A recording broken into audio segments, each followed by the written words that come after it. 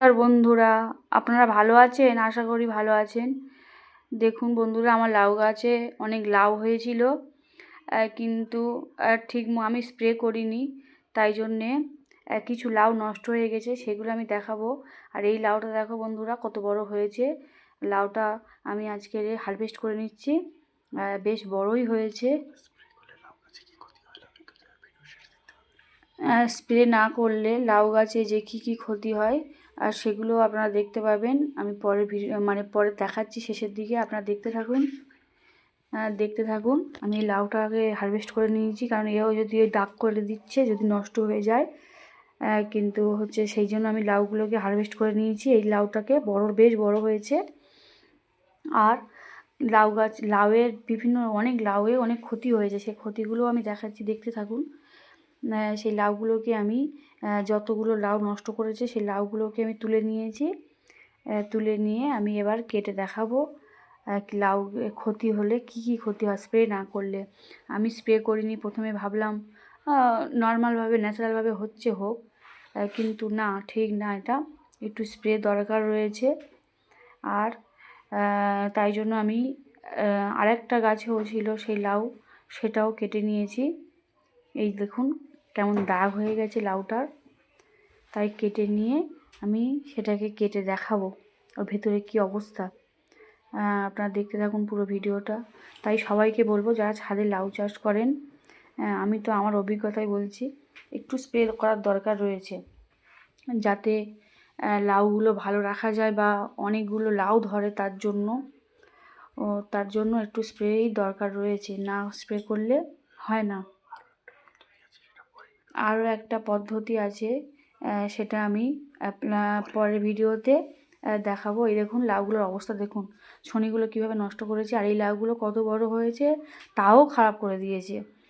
আর এই দেখুন, এদিকে দেখুন বড় লাউটা প্রায় 2-2.5 কিলো হয়েছে, এটা ভালো আছে, তাই এটা আমি হারভেস্ট করে নিয়েছি, আর রাখিনি। যদি আবার ওটাকে কোনো পোকা অ্যাটাক করে বা ভাইরাস অ্যাটাক করে, নষ্ট করে দেয়। আর এই লাউগুলোকে আমি মাঝখান থেকে কেটে দেখাচ্ছি এর ভেতরের অবস্থাটা কি হয়েছে, দেখতে থাকুন।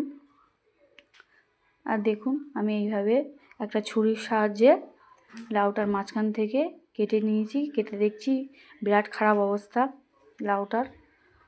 দেখুন, এই দেখুন অবস্থা। তাই আপনারা এই ভুলগুলো করবেন না।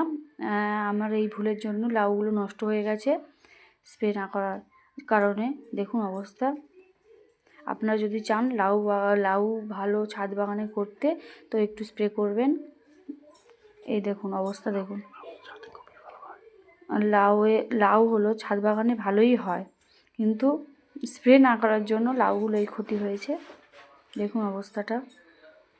এইরকম অনেকগুলো লাউ আমার এরকম করে দিয়েছে, আমি হয়তো সেগুলো শেয়ার করতে পারিনি বা করা হয়নি, কিন্তু আমি ভাবলাম এগুলো শেয়ার করি, যাতে সমস্ত মানুষ একটু সাবধান হয়ে যায়, লাউ চাষ করে যেন এইভাবে না রেখে দেয়, একটু স্প্রের জন্য। আর এইদিকে দেখুন লাউ গাছে এই ছোটো ছোটো লাউগুলো আছে, এগুলো বেশ সুন্দর আছে। আর এই মাছি এসে ফুটো করে নষ্ট করছে। তার জন্য আমি কিভাবে লাউগুলোকে সুরক্ষিত রাখবো সে প্রসেসও আমি ভিডিও নিয়ে আসব, দেখতে থাকুন এইভাবে। আর যে লাউয়ের ছনিগুলো নষ্ট হয়ে গেছে সেগুলো আর ছাদে বাগানে রাখবো না, সেগুলোকেও আমি কেটে ফেলে দিচ্ছি। দেখুন নষ্ট হয়ে গেছে, আমি এগুলোকে রাখছি না, ওগুলোকে যতটা পাচ্ছি। আর যে এক্সট্রা খারাপ পাতা আছে, শুকনো পাতা আছে, সেগুলোও আমি নামিয়ে কেটে দিচ্ছি। ভালো ছনিগুলোকে বাঁচানোর উপায় আছে, দেখুন এইভাবে খারাপ ছনিগুলো কেটে এইভাবে ফেলে দেব। এইভাবে কেটে ফেলে দিচ্ছি। শুকনো পাতা, ডাল, খারাপ লাউয়ের ছনি, এগুলো রাখবার দরকার নেই, তাতে গাছটা পরিষ্কার থাকবে, সেই তো ওগুলো আর হবেও না।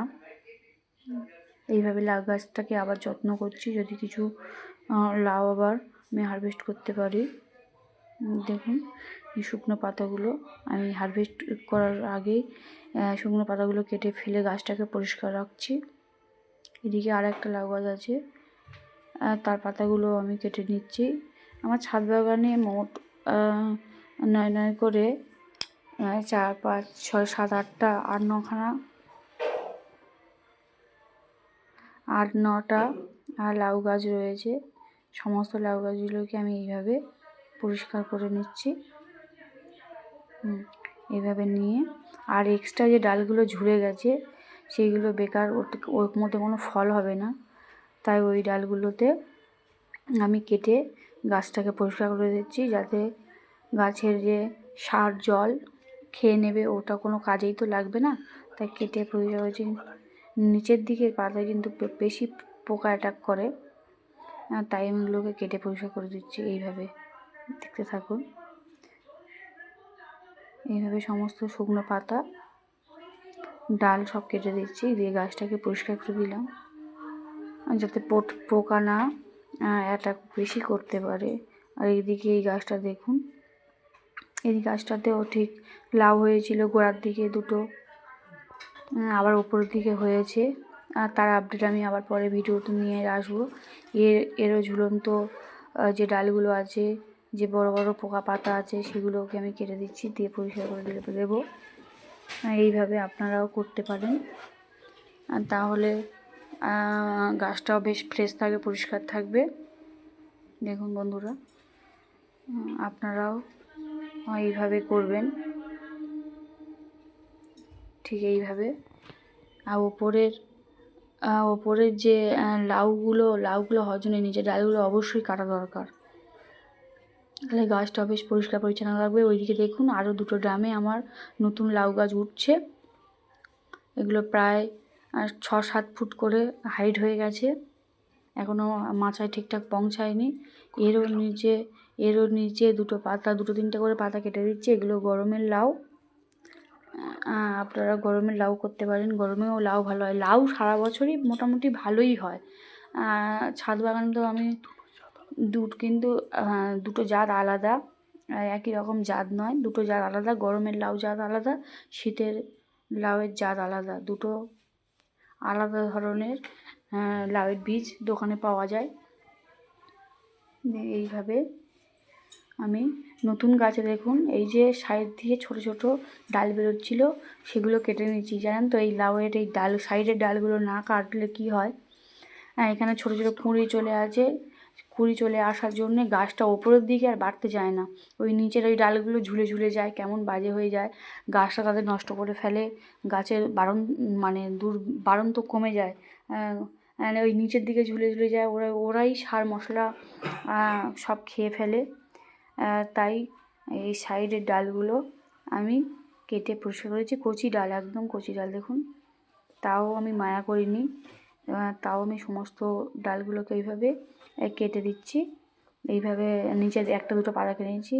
আচ্ছা, এবার লাউ থাকলো। এবার রইলো আমার ছাদ বাগানের বেগুন গাছ, ফুলকপি দেখুন কি সুন্দর বড় বড় সাইজ হয়েছে, আর কত সুন্দর সারিবদ্ধভাবে হাফ কাটা ড্রামের মধ্যে আমার ফুলকপি বেগুন 2টো করে গাছ রয়েছে। ফুলকপিটা একটা সময় পরে হারভেস্ট করে নেওয়া হবে, আর কি হবে, বেগুন গাছগুলো থেকে যাবে, বেগুন গাছগুলো খুব সুন্দর হবে। আর ফুলকপি, এটা হলো ফুলকপি, দেখুন বেগুনও ধরে গেছে। ফুলকপিগুলো অবশ্যই ঢাকা দিয়ে রাখতে হয়, কারণ সরাসরি রোদ পড়লে ফুলকপি নষ্ট হয়, আর রাতে শিশির পড়লেও ফুলকপি নষ্ট হয়ে যায়। তাই জন্য বন্ধুরা, আপনারা যদি বাগানে চাষ করেন এইভাবে করতে পারেন,